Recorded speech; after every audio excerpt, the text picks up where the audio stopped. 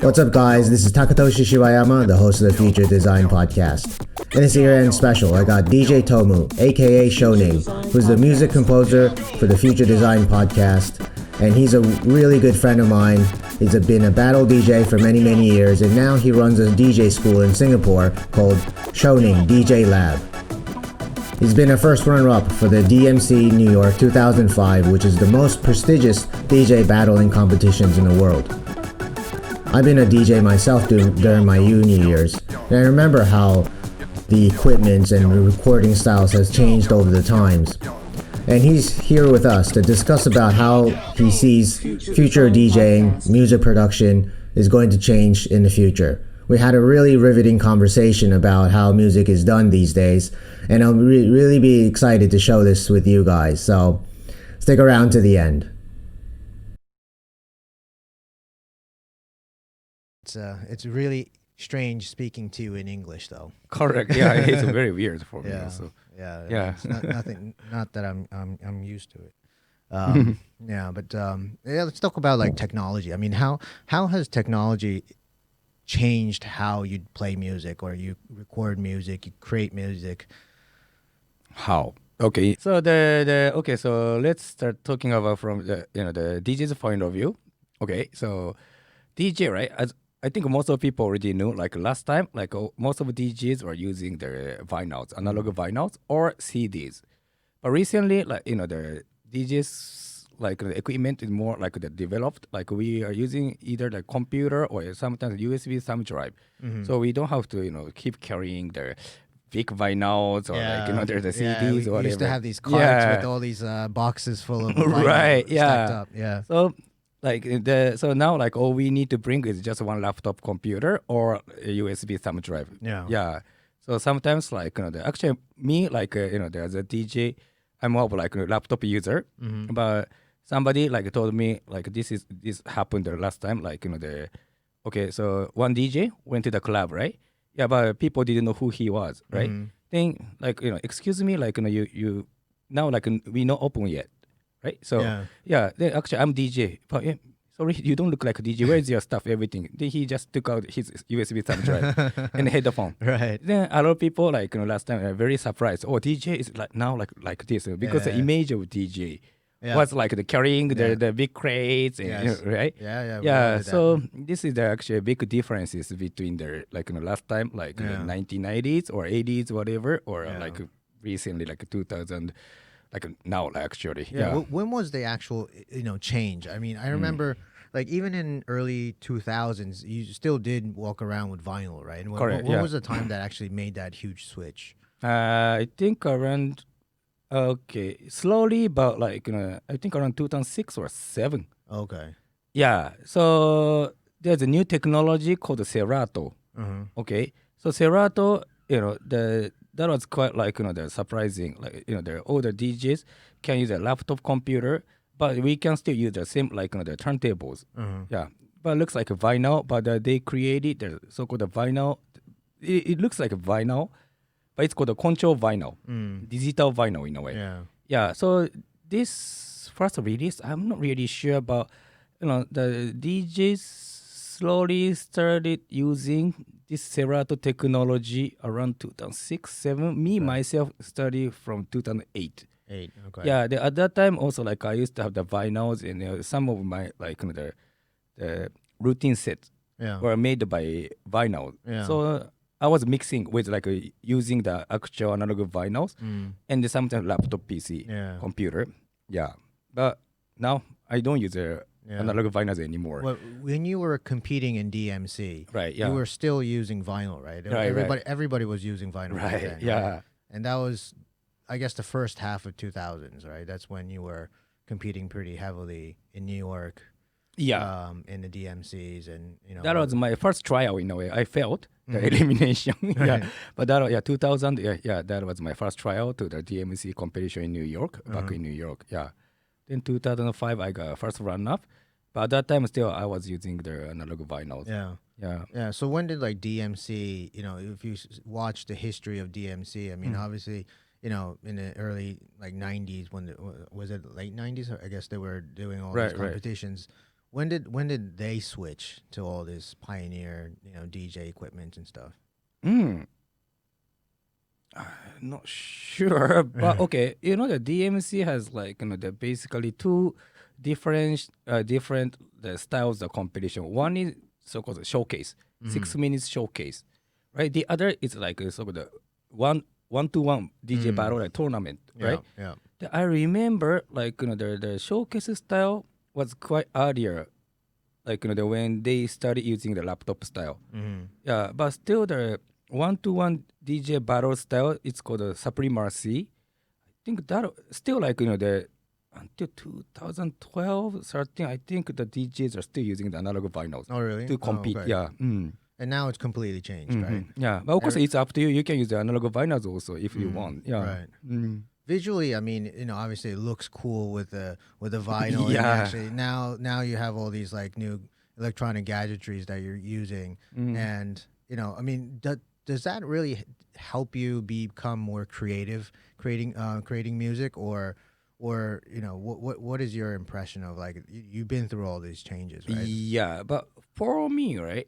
Yeah, really, it depends on like the personal preferences, right? Yeah. But for me myself, I think the DJs now is not so much about like skills. Of course, the skills are very important, right? But how to know the like more of, like what kind of functions of the each equipment have, like more of like understanding the mechanism. Yeah, because so that's why if you want to be creative, right?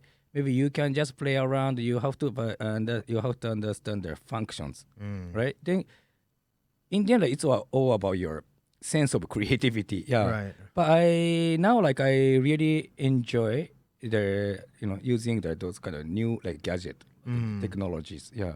More than the I old guess you school could start. turntables. You can experiment and Right, try yeah. different things. Right. Because I guess before it was just analog, and you're just pretty much constrained to whatever the device kind of gives you. Right. But now you have so much selection of what you can do. And do you feel like every single functionality of your DJ equipment, so that that whatever option that you have, you can use it? Me? Yeah. I still sometimes need to explore. Yeah. Because I'm sure it's like upgrading all the time, Right, right? yeah. And new things are coming. I mean, when it's electronic, I mean, you could do whatever you want, right? So Right. there could be like software updates, it could be gadget updates, you could add more functions onto it. Right. Yeah. Right. And then what about like when you go to a club, and obviously it's not going to be the same one that you have in your studio or your home, right? It's like maybe it's like, or I don't know, maybe it's standard, or Yeah, but actually, even in terms of the DJ equipment, right? We say so-called like the industry standard equipment. Okay, so we also have like the same equipment in my studio also, right? Then also the clubs or like those big musical festivals, right? They are using the same equipment. Right. That's why I'm running the DJ school, but our students can start from the professional machines already. Right. But the thing is, sometimes the people who are self-taught, right, then have their own equipment, but this is not the standard one. Right? I think this is a bit difficult to play in the club because how to use the function, the mechanism are slightly different. Yeah, of course, as long as you know the basic, it should be okay. Right. Yeah, but if you want to be creative, you need to get used to the standard equipment. Right. Yeah. Yeah, because I remember before you would just buy a turntable and a mixer. And obviously, those mixers can vary quite a lot. But now, with all these new gadgetries on top of the equipment, I mean, isn't the cost of actually starting, your career as a DJ much higher, more expensive to start? Because as you say, if you want to show up at a festival or a club, and then they're going to they have the best, gear already. And if you don't have that at home, you can't fully utilize those machines, right? So if I'm like, I don't know, 14 and I want to start DJing, right. I can't buy that, right? Yeah. I mean, you have to start with something very simple. And then, if your parents allow you, or you have to do a part-time job and save money to buy these equipments. I mean, does it make the entry, the barrier to entry much higher to become, a better DJ? But to me, right, I just strongly believe everything is about the basic, right? Mm-hmm. So without basic, okay, even if you are super rich and you can like have all the like the perfect equipment from the day one, right? But if you don't know how to use, actually, it's Yeah. just sort of rubbish, right? In a Yeah, way, yeah, sure. yeah, right? Yeah, Yeah. yeah. So even like small controller, like for beginners, right? Yeah. So if they know like the basic functions, then slowly like upgrade it should be okay. And also sometimes like in our studio also, we are renting out to the outsiders. So some people like sometimes like, rent our studio for a Right. couple hours. They can actually touch and yeah. And do you teach them how to use it as well? No, as long as they are not our students, right? Yeah. I'm not gonna teach anything.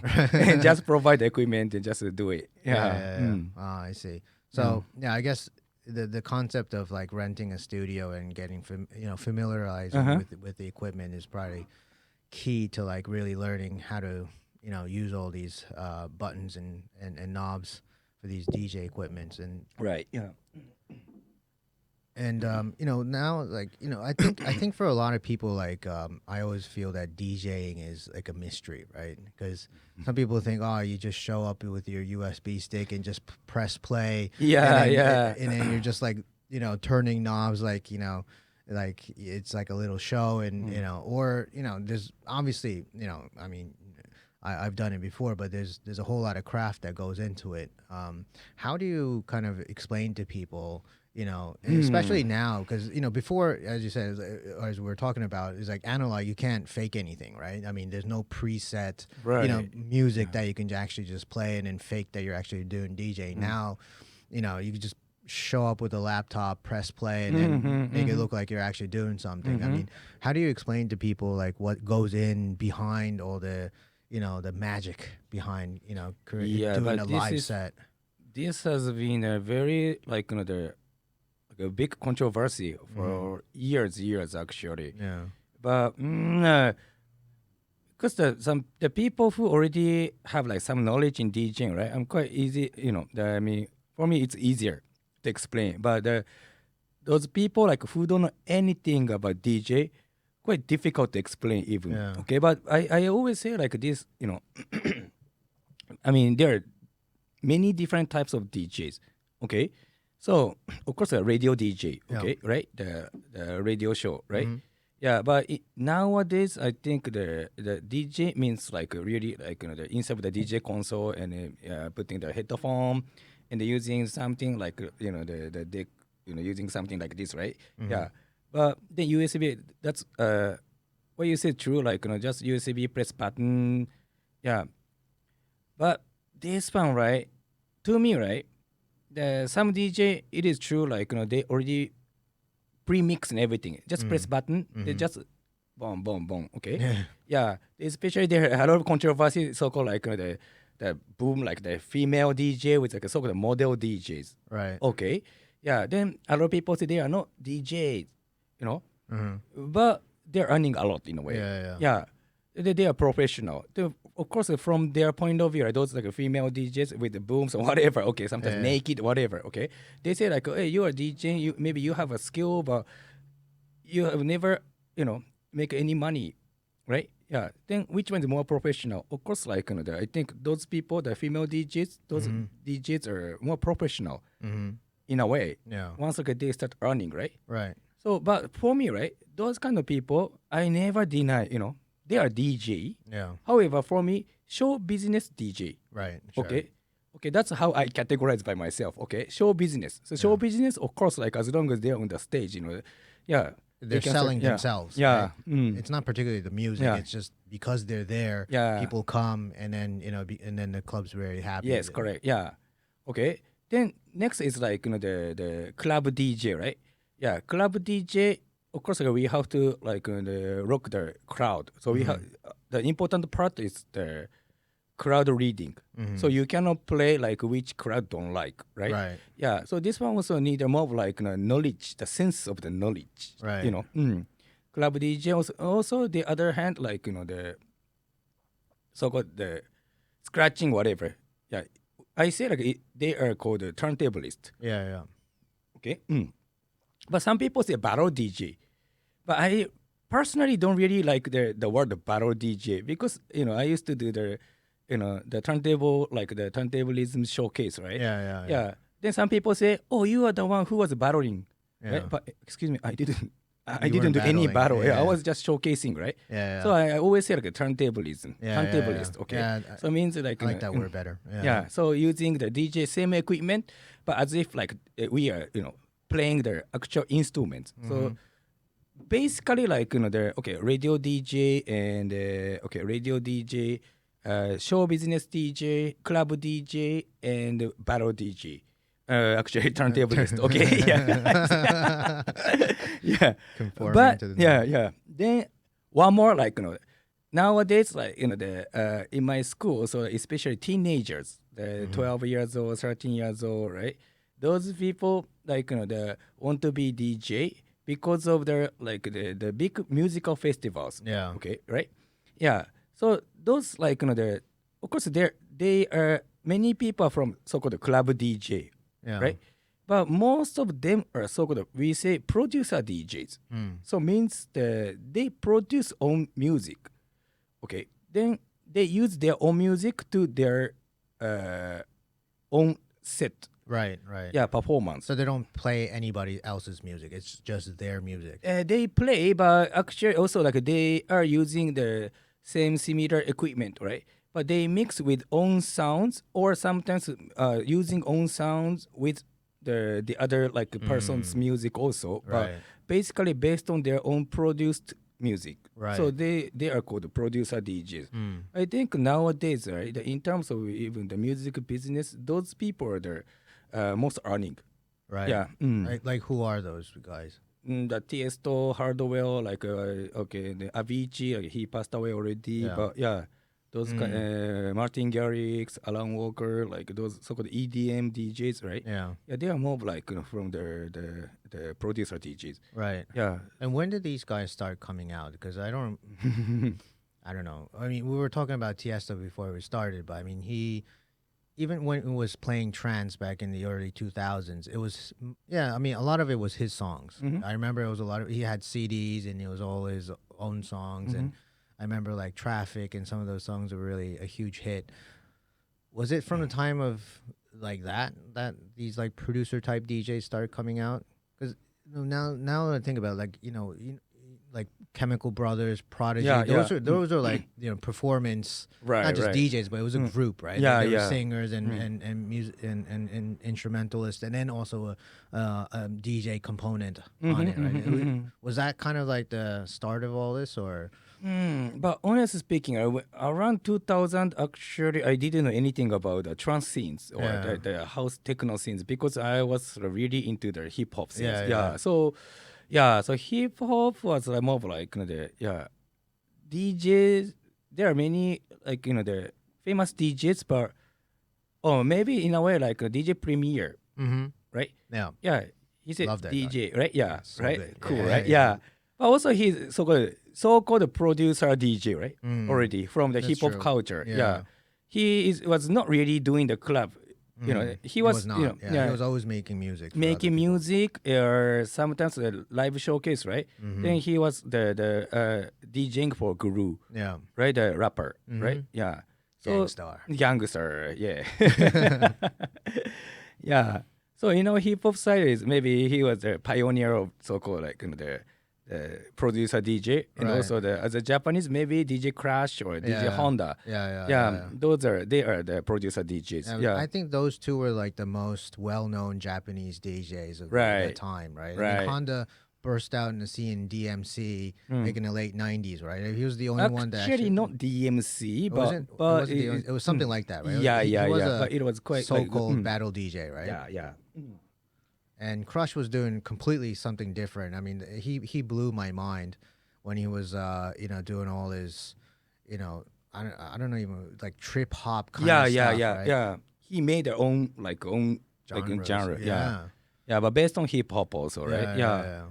Then I was influenced by them a lot also, but nowadays it's quite different from the hip hop, like the producer DJs, right? Yeah. Or EDM or like those I mean, originally from techno trance scenes, right? Yeah.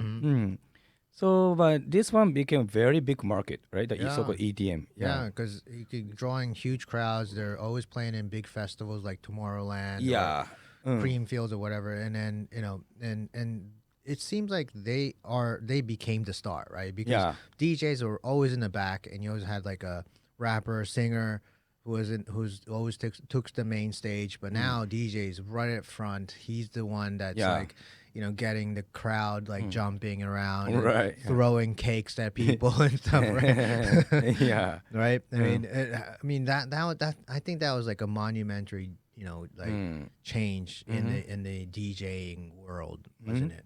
Now you don't have to be the guy in the back. You don't have to be just a producer. I mean, you can actually go out and like make money on your own, and you could be the face, you could be the celeb, right? And that put yourself in the main stage. That's when you start making the real bucks, right? I mean, like I was reading, Tiesto or Clark Davis or all these guys are making like $500,000 per set, right? Per show. I mean, it's massive. Well, that one is, I mean, some people say like okay, even here in Singapore, right? I wanna be like the for example, hardware or whatever, right? But for me, like, honestly speaking, it's impossible. Of course, like, it's great, like, they are, those, like, the kids or whoever influenced by the big stars, right? But same as, like, the same thing, for example, the actor, right? The Hollywood, right? Yeah, of course, like, I don't say, like, you must not dream, but, like, everything must go, one by one, step, right? Yeah, so suddenly, like, those like starting from the top, right? I want to be like them, right? Then some people like ask me like, so are you popular, whatever? Of course I'm not popular, Yeah, then I always say back like, so who is so-called like, popular in even all Asian countries? Like everybody right? So that's why like the market is a bit different, right? People appreciate those kind of like the DJs, producer DJ. But if you want to be DJ, you have to find yourself actually, Right. Yeah, you cannot, as long as you are following like somebody else, right? You cannot be anyone else. That's how I believe, That's an artist, right? I mean, but it's true that you don't really see Asian, DJs that much, right? I mean, I know, I mean, I love listening to techno. There's a DJ called Peggy Guo. She's Asian, she's pretty famous, but other than that, there's not that many people that I know. I mean, why is it that there are not that many, and it's not even a language barrier, right? It's not because they don't even sing in English. It has nothing to do with that, right? It's why is it that we don't see that many Asian super DJs out in the scene? What do you think? That's always been my I also like it. I mean, even in any type of music, right? I mean, obviously there are. I mean, I'm not completely dismissing that we don't have. And then now like K-pop is like massive, globally, right? So there is probably like a genre where Asians actually do flourish, but not in that kind of scene, right? Not EDM, not hip hop that much. I mean, why don't we see? Well, I kind of get why hip hop. Maybe EDM, no language, right? And there's no rapping, there's nothing, right? And so you can put in like you can make anybody sing in your songs, but because as long as you're producing the beats and sounds to it. But like why is there like a I don't know like a gap there? Yeah, I understand where you're coming from. Well, maybe because in the end, right, the hip hop originally from America, right? Yeah, EDM was originally from Europe, right? But K-pop originally mixed with those like EDM sound, but they create everything. But they create so-called K-pop, right? Yeah, they succeed in the maybe marketing internationally, maybe, right? Yeah, I also like K-pop actually. You remember the Psy Gangnam Style, whatever, right? Yeah, that one's like a really like a super like everybody know who he is already, right? Yeah, sure. But besides that, right? Maybe still like we as Asian, right? Like I mean, for example, the DJ Crash, he made own like trip hop. Yeah. But it was not in the end like really reaching out to the mass people. No, definitely not. Right? Because the sound itself is too like abstract in a way. Yeah. But so in the end, like the most of like general people prefer the more like pop sounds, right? Yeah. Yeah. So if somebody Asian people make something different, of course, like we cannot make anything totally new. Everything must be influenced by something else somewhere, But if like people find something new and this person is Asian, then maybe happening. But this one really, creative part, right? I really cannot say anything. Yeah, I also I'm still trying to make my own sound. Yeah. And how do you? Okay, that's a pretty profound, statement that I hear from many artists, that you have to find your own sound, right? Like, what does that mean? I mean, I think it speaks for all artists in the world, whether you're writing, painting, making music, whatever it is. What is that? Like, how do you find? What is the journey? Journey. Yeah. I mean, each person has their own the philosophy. But for me, And you're for a me, very right? philosophical guy. Yeah. For me, I always since when I was also young, right? I really didn't like to do the same thing as what the other people are doing. I'm that kind of boy. Yeah. So still now, right? Of course, I like so-called I like to listen, and I also play the commercial music, whatever, right? But for my music, right, I try to catch the somewhere very good and but convert to myself. Okay, so for me, right, more of I really like the sounds of the Japanese traditional, like the instruments and tones and tunes, right? Okay. Yeah. Then because before I was into the music, of course, I grew up without knowing, right? I grew up with maybe mother singing or whatever, like komori uta. I don't know how to say in English. Lullaby songs. Yeah, lullaby song. Yeah, okay. Yeah. So of course, my mother can speak only Japanese, right? She knows the only Japanese music, right? Yeah. So that kind of tune is already input inside of me. Yeah. So I have my own the tunes, but Rhythm and how all to that. how to express it's no choice. I have to play the actual sound, right? But of course, if I play only the sound itself, people don't appreciate only, right? Sure. So that's why I want to mix with the EDM method, hip hop method. Yeah, because I have been influenced by many different kinds of music. Yeah. I really love rock also, country music also. But in that, I have my own tunes. But depends on how I express, right? So that's my actually now struggling also. So expressing is very difficult. Creativity part is very difficult. Yeah, Especially if you love so many different genres as well, right? Like, I myself too, like I grew up, when I was 5, I moved to the U.S. And I watched TV, but I wouldn't understand anything. Right? It's all in English. Okay. So the only thing that I went to was MTV, and back then they actually played music, right? And so I would watch Countdown 100. Whatever was on MTV, I'll watch, and I'll listen to Michael Jackson, Cher, whatever that was hot in the early '80s, and then that becomes you in the end, right? And then that's part of the start of a journey that you start to find what kind of music that you like, what kind of resonates to you, what gets you up in the morning, So what was your journey in the beginning? You said your mama's lullabies. What was the other things you listened to? And I started learning the piano when I was 4 years old. So so that was my first time, right, to play the instrument, right? Yeah, I was just copying what my sister was doing. So so then I learned for 7 years, right?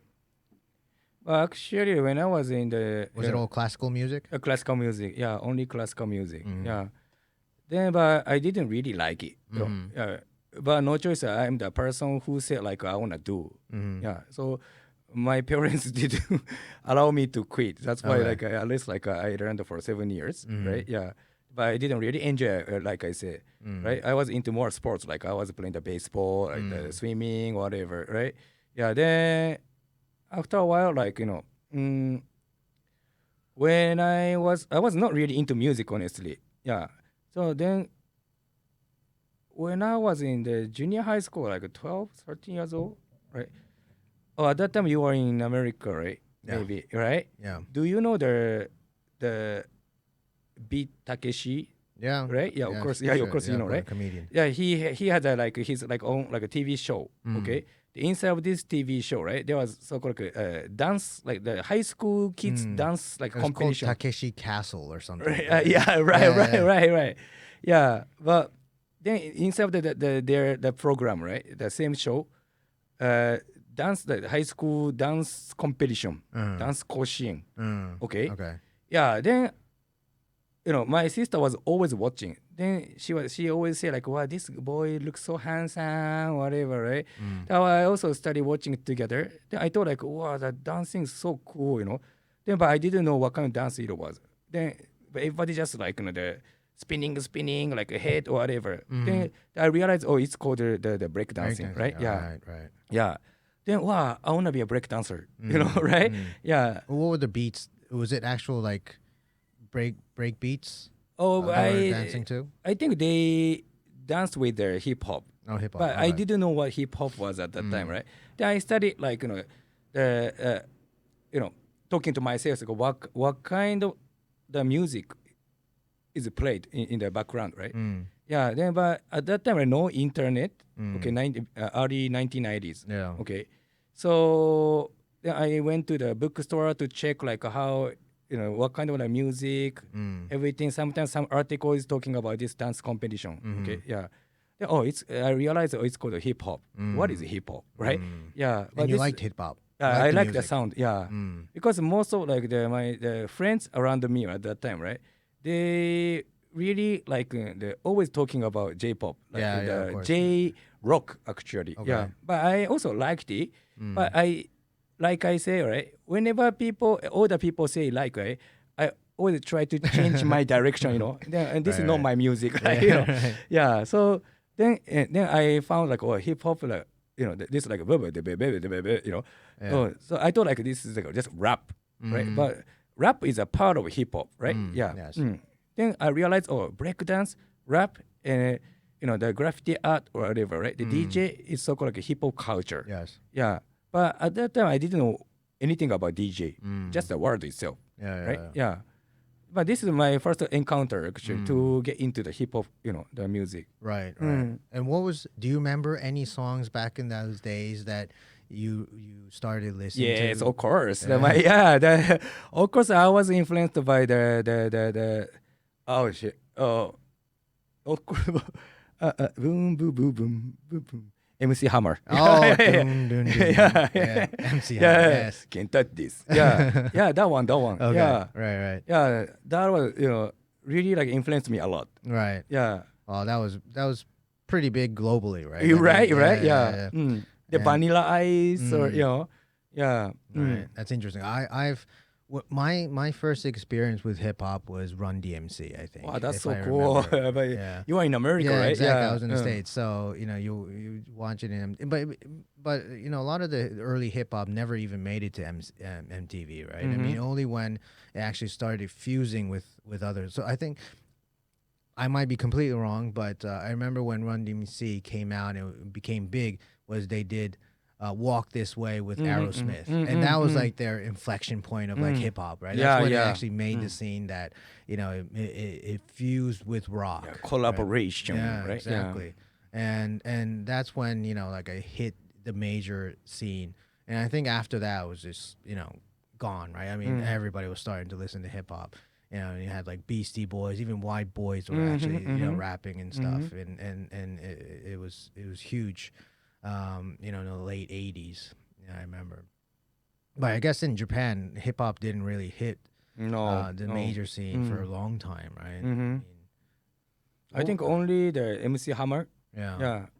I think I remember he was on the TV advertisement also. Yeah. Yeah, but only MC Hammer. And how did you dig more into hip hop, right? Because you said there's no internet, right? So I'm sure there were no hip hop magazines back then, right? No. Yeah. I think I remember I sometimes, reading the so-called like the fashion magazine, right? Okay. Sometimes those the interview to like, some like dancers or the I think mostly dancers at that time, Right. Then they introduced their like what is their favorite songs. Right. Yeah. Then I just check who they are. Then I went to the CD shop and just try to sometimes rent a CD shop, right? Yeah. Yeah. Sometimes yes, sometimes but not so many hip hop music there at that time. Really. Yeah. I'm sure it was very hard to get CDs, and, back then. Yeah. Too. I mean, the hip hop CDs, right? I mean, but what really got you into? Okay, so you had MC Hammer, and what was that kind of music that really cemented you to like be so committed into this genre of hip hop? The the Heavy D and the Boys. Yeah. Sure. Then now that we found love, yeah, that one actually made me more like they're passionate. Right. Yeah, MC Hammer was just surface, right? Yeah, And of just course. going down to there. Entry Yeah, music, I guess. entry music, right? Yeah. Then I was just trying to listening to the like I said the dancers recommendation, right? So I didn't have so much knowledge, Yeah. Then when I went to the high school, then I got one new friend. Okay, then just like he was sitting in front of me. Okay, on the first day. Yeah. Then we started talking, right? He said like, actually I'm DJ. Right. Then I said like, what? Right? Yeah. Then it was so cool, Yeah. Then he said like, he just studied DJing. Yeah. He's always talking about like, the music, right? Then he introduced me a lot like different and the deeper knowledge, like Run DMC. Actually, I didn't know Run DMC at that time. Right. Yeah. Then he said like, do you know Run DMC? Do you know Gangster? Yeah. Do you know Pete Rock or whatever? Yeah. No idea, right? Then I was just following whatever he said. Then he brought me to the like vinyl shops in Shibuya. Oh yeah. Then like I was more like into the other music actually, R&B also. Yeah. And when did you buy your first set? First set, right? Actually, right? Then this guy, right, introduced me the movie called Juice. The Tupac and Omar Epps. Yes, yeah. yes. So he said he recommended like, why don't you just check? If you like hip hop. Yeah. The inside of this movie, right? The Omar Epps, the leading actor, like his role is a DJ, right? The DJ battle there. Yeah. Then I thought like, oh, so cool. I wanna be like this. Wow. Then, so not that this guy actually. I'm the reason why I studied DJing is because of this movie. Oh, The I Juice. see. Yeah. So it wasn't like, oh, you saw like a rapper and then there was a DJ in the back and it looked cool. You actually watched a battle DJ. Yes. Actually performing, and you're like, or in the movie, and then like, oh, that's fucking dope. All right. Right. Nice. Okay. Because this movie, right, starts from the leading actor is practicing like the DJing at home. So I thought like, oh, I can do it at home also. Yeah. I don't need a friend, something like this. Yeah. Wow. And then you went out and bought your Vestax and your Technic. Right. turntables. Yeah. Right. I started working in the part time, right? Yeah. Then I saved the money. Then I bought a turntable. Still like my first turntable is in my studio. Oh really? So same as my DJ career. So 25 years old already. It's a very old turntable. Yeah. But still working. Do they make them anymore? I mean, I heard they were bought up by Panasonic, and now it's like Technics is gone, right? Again, they reproduction. Oh really? I mean, they recently, I think 1 year, no, less than 1 year, they released a new, Technic, the Technics turntable. Oh really? Yeah, Mark okay. 7. Yeah. Oh, Vestax is gone though. Right? Vestax gone. Yeah. Unfortunately, Vestax is a very nice brand. Yeah. Everything was very good, Yeah. but maybe couldn't be so popular among the DJs also. But the quality is very good, Yeah. Well, I mean, for that time and age and what we were doing with the turntables back then, it was probably good. But now I guess it's all Pioneer, and it's the most widely used Pioneer. brand, Yeah. right? Because every club that I go to, I see Pioneer everywhere. I don't even remember seeing anything else. Yeah. Widely changed. Mine today was a Pioneer. Yeah, Yeah. exactly. But Pioneer, really strong. Yeah. Because it wasn't like nobody heard. I don't remember hearing Pioneer at all during the vinyl days. Or maybe Maybe That's they just had- because you're also from hip hop, yeah, right? yeah, I think that those house scenes, right? And because the CDJ right. already pioneer is there, so-called pioneer Ah. of the CD. Yeah, Right. yeah. So, but DJ mixer also should be there, but yeah, I think around our time with the those vinyl users, we our like the brand is more techniques, right? Yeah, Or Vestax. exactly. Yeah, that's all. That's all. Yeah. I mean, there was Newmark. Yeah, Newmark. Yeah, Yeah, well, yeah. Newmark is still, Yeah, it's around, right? Yeah, Yeah. And then you moved to New York at some point in your life, Right, yeah. And then so what was that move? I mean, was it just going to school, or you wanted to get deeper into DJing? Oh, everything actually, Yeah. But of course, my first purpose was studying. Mhm. Yeah, so I transferred the university to New York, right? Then, yeah, but also like I wanted to know more of like so-called real, original, authentic hip hop culture. Yeah. Yeah. So I thought like New York is the best city. Right. Yeah, I can study English. I can study something else, which I couldn't learn in Japan, right? Also Yeah. like the music scenes, art scenes, everything. Yeah. Right. Mm. But I mean, I think in the late '90s, well, I think the whole East Coast, West Coast thing was done. Yeah. But if I remember about battle DJing, I mean, it was quite spread out, right? It wasn't particularly just New York. Right. The guys from like Executioners, Yeah. those guys were from New York, but Yeah. like Invisible Scratch Pickles Yeah. were from like the Right. California, right? I mean, but in your mind, you still thought like hip hop was Queens, was Brooklyn. Is that is that why you wanted to go to New York?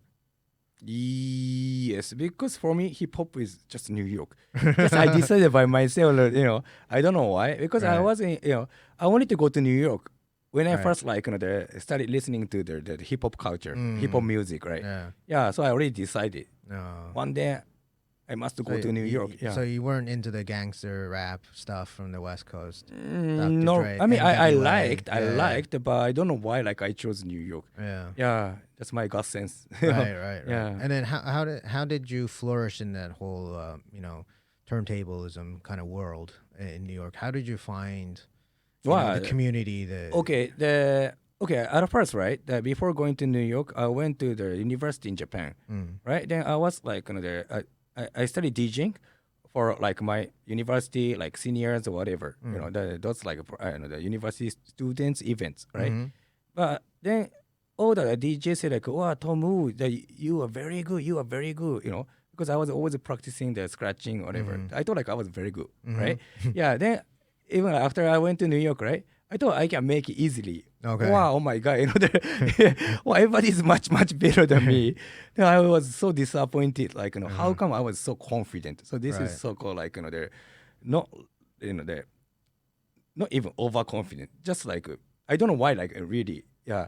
Then I study, practicing more. Then one day, but I realized in the New York, the DJs, right? The DJs are talking, But of course, at that time, my English, I couldn't speak English at first. So, oh my God, I cannot speak, with a microphone, right? Then, but everybody is speaking like on the microphone and the DJing at the same time, right? Yeah. Then I was about to like quitting or whatever. Like maybe this is not for me. I cannot do it, right? Yeah. Then I happened to like go to the DMC World Final because my friend just like asked me like, "Hey, toMU, have you ever seen the DJ battle?" I said never, right? Yeah, let's go together. Yeah, let's go, right? Then I realized like oh, DJ don't need to speak, right? Yeah. As long as you are scratching or like performance is great, everybody can make it. Yeah, I realized I think I should be turntablist. I should looking at the turntablist, not the club DJ. Yeah.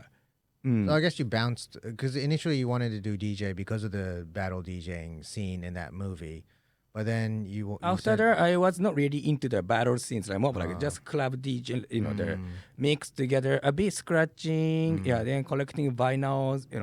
Because in Japan, right? At that time, the I got to know like quite numbers of like DJs friends, but they are always competing with the, like how many vinyls you have. Yeah, I remember that. Yeah, How much old stuff that you have, Yeah, right? Or yeah. like the limited edition stuff that Right, you have. right. Like, it was more about like how much. To me, like I remember, it was like all the rich kids Yeah. had better stuff than Yeah. I did, right? Because like all the stuff I bought was like reissued, Yeah. you know, like vinyl, Right. and it wasn't the original stuff. And then like somehow the whole, you know, DJing aspect was like not that important anymore. It was like how many records do you have? How many original shit that you have?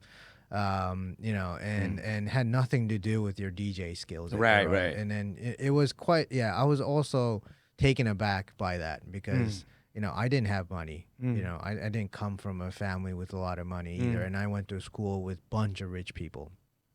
And every time I would show up at school with my, you know, collection of records, it was stuff that anybody could buy. Right? I mean, it was like, I didn't have that much. I had like, whatever, 100 records or whatever. Every part-time job money that I made all went to buying records, me right? too. Yeah. Every single penny, and I barely had enough for food. And I was just like, in the last maybe a week or so, I was just eating snacks just to get my just to vinyls, bridge, right? just to bridge my next paycheck so that I could buy again vinyl and put myself through that again. But anyway, you know, it's true. It's very easily, you get easily distracted by like non-essential things. Right. So back in Japan at that time, I was also like distracted Yeah. by those people. So Yeah. I didn't really like, you know, I was not really into the scratching or Yeah. the DJ battle because Okay. I never saw the actual DJ battle also.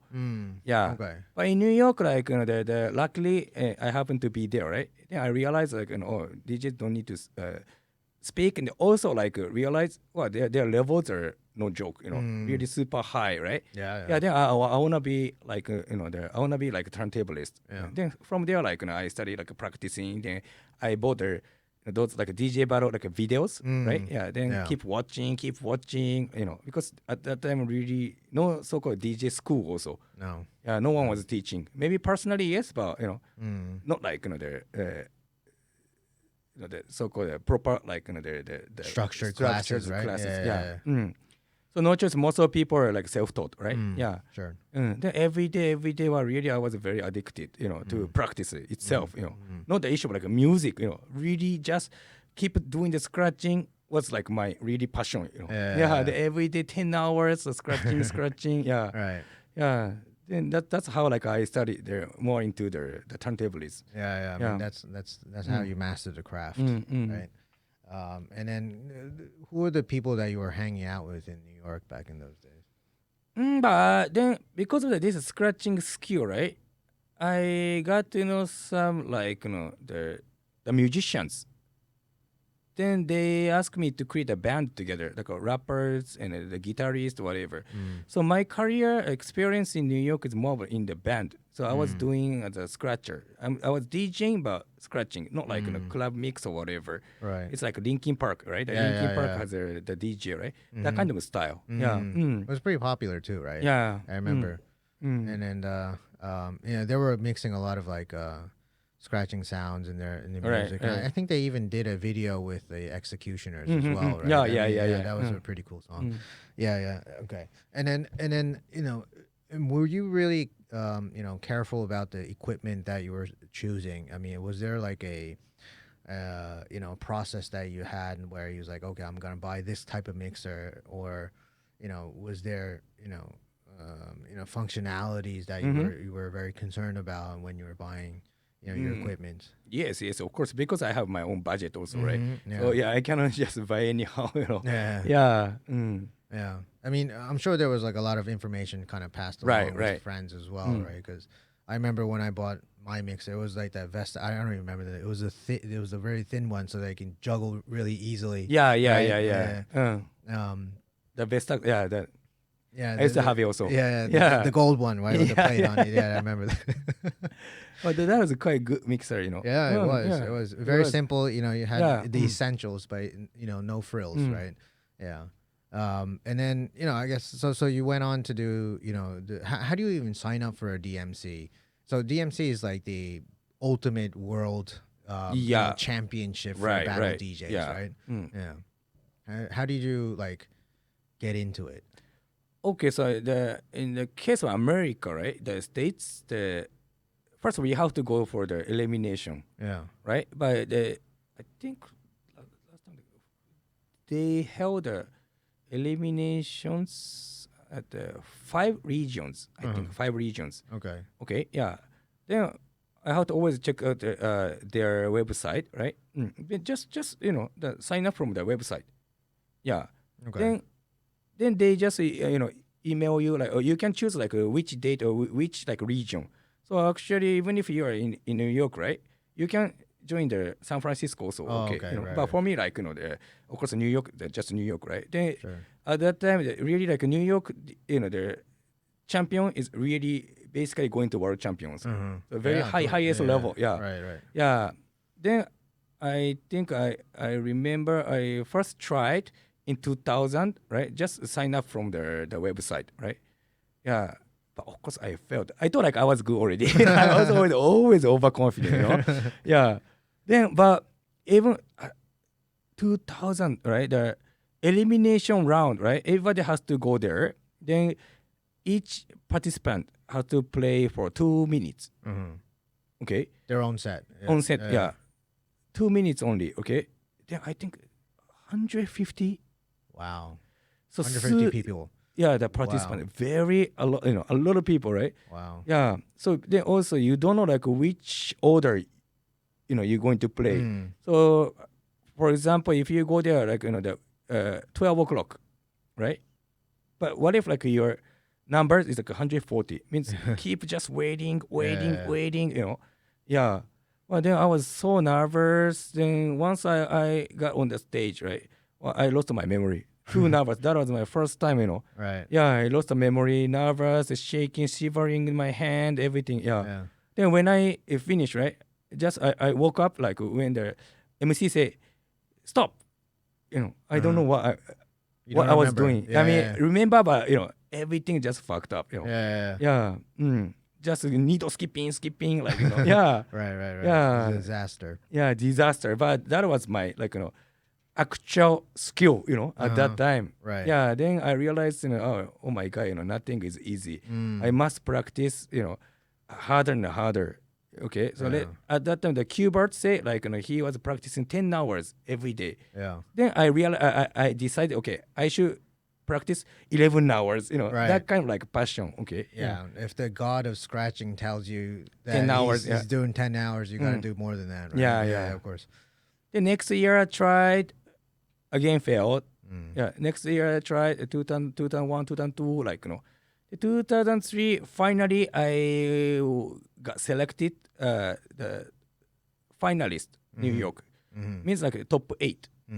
So 8 out of, I don't know, at that time 90 people or something. Right. Yeah. Wow. But that's all, just top 8. And I didn't prepare for the final set.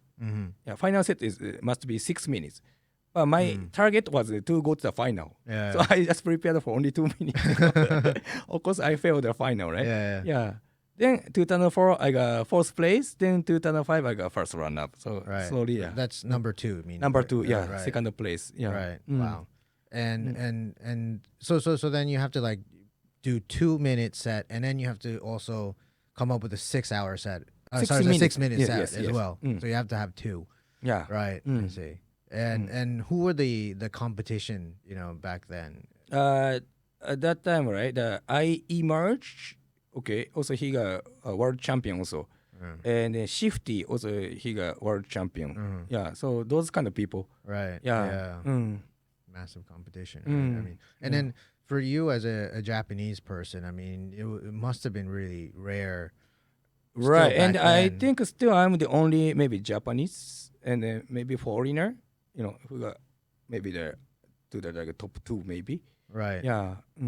And now, but now there are. You told me there's always Japanese people in the DMC, right? I mean DMC Japan, yes. Oh, only in Japan. In Japan, oh, yeah. Okay, right. Yeah. But not the not the American one. New York. Yeah. Oh, Actually, still I have still some friends, Japanese Yeah. friends there. Yeah, they are trying every year, but still cannot make the final. Right. So every year, my friends say like, "Tomu, this year also I failed." Then I say, "Okay, good job." Yeah, yeah. And even how I mean, I remember back. I don't know what it's like. 2000. Well, actually, we watched the video together before, but I remember back in like late 90s, early 2000s. The DMC, what kind of stuff that they were doing. But I mean, has there been like a change in how people construct their sets, what kind of music they play? The scratching, juggling techniques have changed over the time. Actually, I'm kind of dry. Is there any more beer? Okay, sure. Okay. So where were we? We were talking about how has the whole scratching techniques and how the people do their sets changed over time? Do you see any notable differences? But in terms of DMC, right? I think that musically not the very big change. Okay. Yeah, still no like EDM users in a way. EDM music, Still, right? still hip hop. Still hip hop ish, or of course like more like the digital sound. Yeah. Yeah. But the beats are more like hip hop. Right. Okay. Yeah. Yeah. But technologically, like it's totally different. Like nowadays, of course, based on the basic scratching. I mean, the original scratching, right? Nowadays, young kids like really do like really fully utilizing all the functions. So I don't even know what they are doing. Right. Yeah. So, but for me, like last time was more like interesting because too much technical. Recent. That's my personal opinion. Yeah. Right. Too much actually. Yeah. So I cannot really enjoy by myself. Also, I respect their skills, right? Yeah. Yeah. But nowadays, like I'm always thinking like how the general people are looking at DJing. Yeah. This is my like the concern. So if like the people who don't know anything about DJ, right? They suddenly like they see those like DMC, the top champions. Maybe they don't know how to appreciate. Yeah, absolutely It's not. like I mean, even too technical. Yeah, I think even when it was vinyl, I think most people didn't appreciate either, right? And now more so when going back to what we were talking about in the beginning, now it's like at a level where it's like you don't even know what the heck is going on with those machines, right? And you're pressing all these buttons, like you don't know what they are. And then all the music that you're playing is coming out of your laptop or USB or whatever. So it's like, is that even like pre-recorded? Yeah. And it's like you just freaking pressing a button and just pretending that you're doing something, right? I was at one big concert recently by like I wouldn't say EDM, but it was like a group of DJs that make music. But every time they played their song, they stopped. And they were like, yeah, Singapore. And then they started doing it again. I'm like, dude, they're not fucking DJs anymore, right? It's like they're an artist, right? I understand that they're producers, they make music, but they're no longer a DJ, right? Well, at least I don't know what the hell they're doing on stage. To me, they just look like they're just, doing whatever.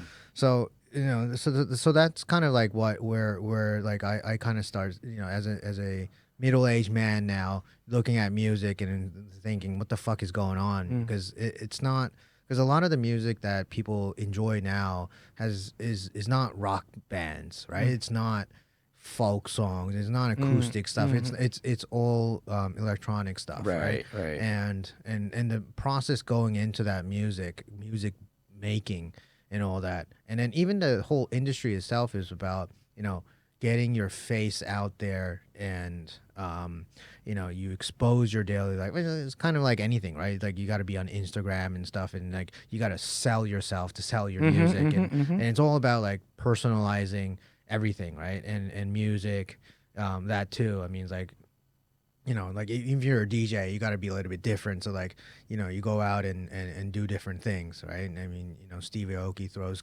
cakes at people, and you don't even know what the hell he's doing either. But anyway, like they seem, it definitely seems like it opened up a channel for various music creators to sell themselves. They sell their music, they sell their time on stage, and it definitely opened up a lot more the areas where people can make money, right? Because before it was like all about record sales, right? Yeah, And I think right. it peaked out after Napster came out, and then it just dropped. I was looking at a number before. I was like, in the U.S., I think the music sales were about $20 billion, and then after Napster came out, it plunged to like $6 billion, right? So it went down by 2/3 of all record sales. And now it's all about merchandise. It's about the YouTubes. You gotta do TV shows, make movie music. You have to do concerts. I mean, you have to do a hell of a lot more stuff to make up that loss in music, because streaming, even though it's coming back a little bit in terms of music sales, I mean, it's not going to be 20 billion like it was before anymore, right? So all this technology has allowed a lot more outreach and widen the creation of music. And where is this thing going, right? And that's kind of what I always think about, is like, is it just going to be all digitized stuff? Even guitar sounds are all like digitized and everything, right? So like, is everything going to be more electronic, or are we going to like have another age where we're like, okay, let's just go back to like regular music, playing with the guitar and drums and bass and stuff? I mean, what do you think? I think really, like, for me, every time I believe like it's all about like own preferences, right? But this digital sound, man,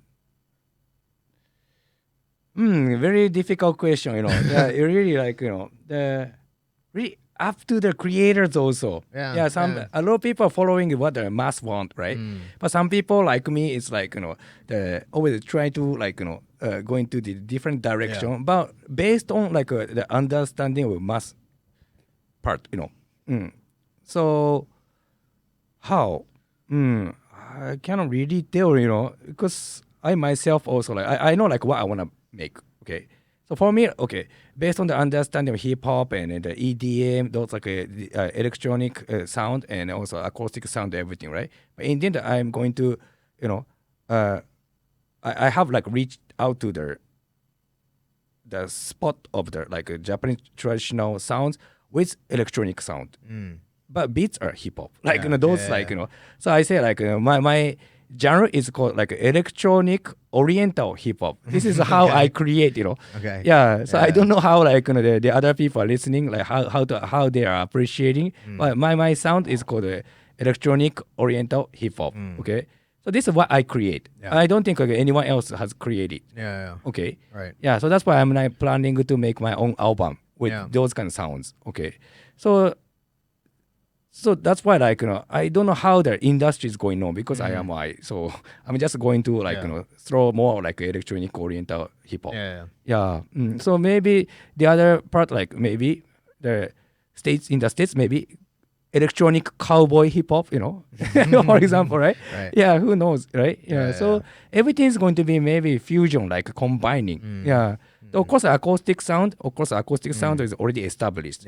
Right. So it's going to be there.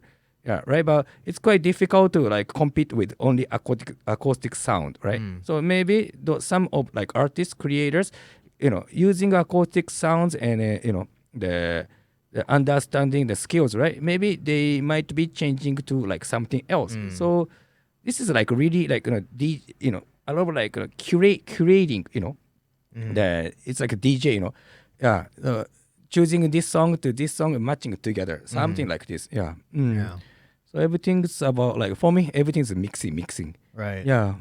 It's all of a mix of genre. I mean, because music evolution has always been like that. It's like like if you take like rock music, it started from like blues and went to jazz. Right. And then it became hip hop, and it moves around, and it kind of branches out in different directions. Right. Yeah.